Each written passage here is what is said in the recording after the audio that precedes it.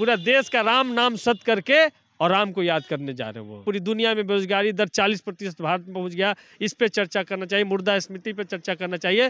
तो वो मंदिर मंदिर घूम रहे हैं। 22 तारीख को असल में प्राण प्रतिष्ठा नहीं होगा। भारतीय जनता पार्टी और आरएसएस अपने में प्राण फूंकने के लिए सब कार्यक्रम कर रही है। वो कार्यक्रम देश को अंधकार में ढकेलने वाला कार्यक्रम है, जहाँ पे लोग अंबेडकर, फूले पेरियार का जो अंबेडकरवादी विचारधारा है, एक विचारधारा को मानने वाले लोग हैं, तो एक तरफ पाखंड और अंधविश्वास को परोसने वाले लोग हैं। लालू यादव जी सामाजिक न्याय के वो सिपाही हैं जिन्होंने कभी मनुवादियों से समझौता नहीं किया। बाबा साहब ने संविधान तो लिखा, लेकिन बिहार के धरती पर संविधान लागू करने का काम लालू प्रसाद यादव जी ने किया। नमस्कार, आप देख रहे हैं द एक्टिविस्ट और मैं हूं आपके साथ अमन। इस वक्त हम 10 नंबर रावड़ी आवास में मौजूद हैं और इस वक्त हमारे साथ बात करने के लिए आरजेडी के एमएलए सतीश दास हैं। और ये भी आज दही चूड़ा का जो भोज था वो अंदर से शिरकत करके बाहर निकले हैं। कैसा लगा? लालू यादव से मुलाकात हुई?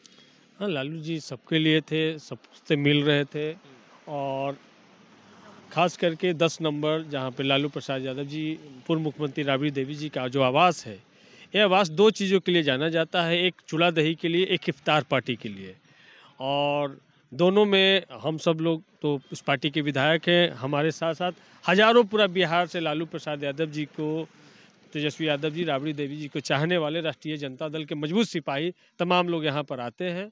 और सब लोग इकट्ठा, कोई भेद न भाव, सब लोग इकट्ठा एक साथ मिल करके भोजन करते हैं और फिर एक दूसरे का हाल चाल पूछ करके मिल करके लोग वापस जाते हैं। तो क्या संदेश दिए लालू यादव जी ने सबसे साफ साफ संदेश दिया है कि भाईचारा को बनाए रखना है, संविधान को मजबूत करना है, संविधान विरोधी ताकतों के खिलाफ में मजबूती से लड़ना है। 2024 का जो चुनाव है वो मनुस्मृति बनाम जो संविधान का जो लड़ाई है, और संविधान बचाने वाली लड़ाई में लालू प्रसाद यादव जी की अगुवाई में आपने देखा कि किस तरीके से बिहार में सरकार परिवर्तित हुआ, किस तरीके से नीतीश कुमार जी की अगुवाई में इंडिया गठबंधन बना और देश में एक बड़ा ब्लॉक बन गया, जिसमें देश के तमाम अमन पसंद लोग, जिसमें देश में जो संविधान को चाहने वाले जो लोग हैं, वो सब लोग इकट्ठा हुए हैं और मजबूती से इंडिया गठबंधन अपने जो रास्ते पर आगे बढ़ रहा है कि 2024 में फांसीवादी ताकतें, जो आरएसएस है, जो बीजेपी है, जो हिटलर के राह पे जो चल रहे हैं, जहां पे संविधान को कुचलने का प्रयास किया जा रहा है, संविधान को बदलने की पूरी तरह कोशिश हो रहा है, उसको रोकना है। ये सबसे साफ संदेश है। लेकिन 22 जनवरी को वहाँ अयोध्या में राम मंदिर का प्राण प्रतिष्ठा का आयोजन किया गया है और वहाँ इनॉग्रेशन करेंगे जो देश के प्रधानमंत्री नरेंद्र मोदी। देखिए, तो आपसे जानकारी मिल रही है हमें कि 22 जनवरी को राम जी में प्राण आएगा। हाँ, प्राण प्रतिष्ठा होगा। क्या इसके पहले प्राण नहीं था उनमें? और उसके लिए 22 जनवरी, राम जी तो सब दिन, बहुत दिनों से है। जो लोग कहते हैं कि राम जी के बारे में जानते हैं, उस बहुत दिनों से है। तो 22 तारीख को असल में प्राण प्रतिष्ठा नहीं होगा।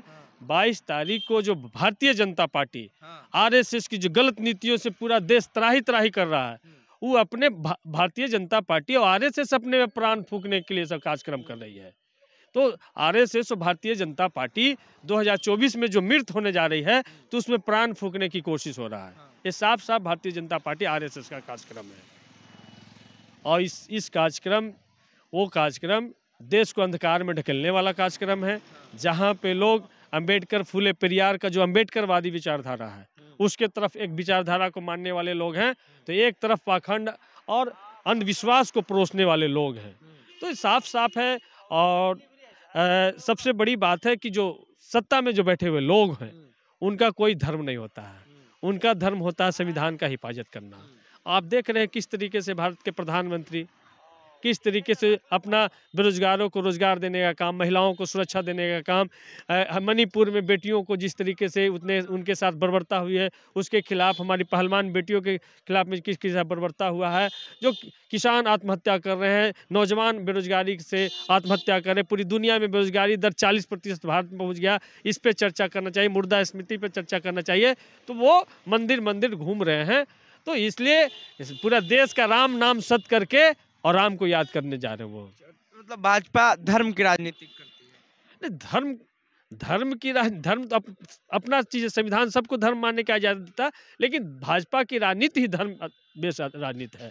और भाजपा की राजनीति ही दलित, पिछड़ा, जो बहुजन समाज के जो 90% जो लोग हैं उनके खिलाफ वाली राजनीति है। ये लोगों को समझ में आने लगा है। अच्छा, लालू यादव, लास्ट सवाल हम कर लेते हैं, लालू यादव की सेहत कैसी है? लालू यादव जी स्वस्थ हैं और लालू यादव जी सभी से मिले हैं और अभी स्वस्थ हैं, और ये अच्छी बात है कि वो स्वस्थ हैं। हम लोगों के लिए जितना ज़्यादा दिन लालू यादव जी रहेंगे वो प्रेरणा है।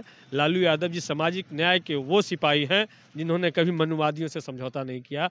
लालू यादव जी वो सिपाही हैं जो बाबा साहब ने संविधान तो लिखा, लेकिन बिहार के धरती पर संविधान लागू करने का काम लालू प्रसाद यादव जी ने कहा किया। गरीब गुरबे को उनके स्कूल से लेकर के कुर्सी और खटिया पे बैठाने का काम लालू प्रसाद यादव जी ने किया। तो जितना ज़्यादा दिन रहें, जितना स्वस्थ रहें, हम बहुजन लोगों के लिए एक ताकत और प्रेरणा का काम करेंगे। तो देखिए, ये हैं सतीश दास, आरजेडी के विधायक हैं, और ये भी दही चूड़ा खा के जो अंदर से 10 नंबर अब राबड़ी आवाज़ से बाहर निकले हैं, और तमाम बातें इन्होंने कह डाली है। इन्होंने कहा है कि राम मंदिर को लेकर के भाजपा राजनीति करती है और ये करते रहते हैं। बहरहाल अपनी प्रतिक्रिया दीजिए नीचे कमेंट बॉक्स में। फेसबुक पे देखना वीडियो को शेयर कर लें, यूट्यूब पे देखना चैनल को सब्सक्राइब कर लें। धन्यवाद।